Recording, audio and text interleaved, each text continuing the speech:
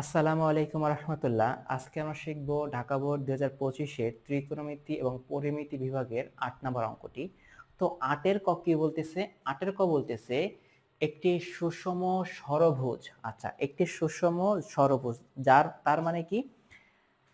সুষম ষড়ভুজ বলতে বোঝাচ্ছে যার 6টা বাহুর মান কি সমান। সেই কি বলতেছে একটি সুষম ষড়ভুজের প্রত্যেক বাহুর দৈর্ঘ্য 5 সেন্টিমিটার হলে এর ক্ষেত্রফল নির্ণয় করো। আচ্ছা, সুষম বহুভুজের ক্ষেত্রফলের সূত্র কি?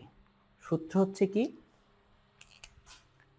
স্কয়ার ডিভাইডেড 4, ঠিক আছে, কট 180 ডিগ্রি। আচ্ছা, এখন এই যে এখানে কি আছে, এখানে আমাকে সবসময় মনে করতে হবে এন এখানে আছে আর এইখানে একটা এন আছে, ঠিক আছে। এখন এনটা মানে কি?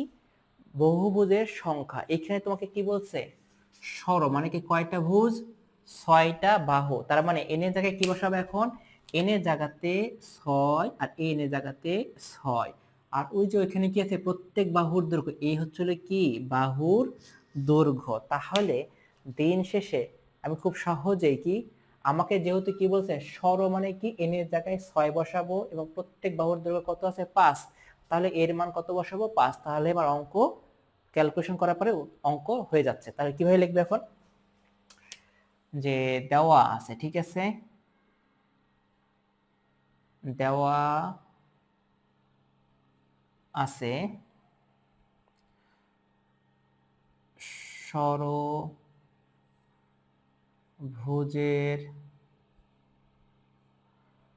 বাহুর সংখ্যা। আচ্ছা, ষড়ভুজের বাহুর সংখ্যা কি ধরবো? n = 6, ঠিক আছে। এবং ষড়ভুজের প্রত্যেক বাহুর দৈর্ঘ্য, ঠিক আছে, প্রত্যেক বাহুর দৈর্ঘ্য a = 5 সেন্টিমিটার, ঠিক আছে। তাহলে কি ষড়ভুজের ক্ষেত্রফল? আচ্ছা,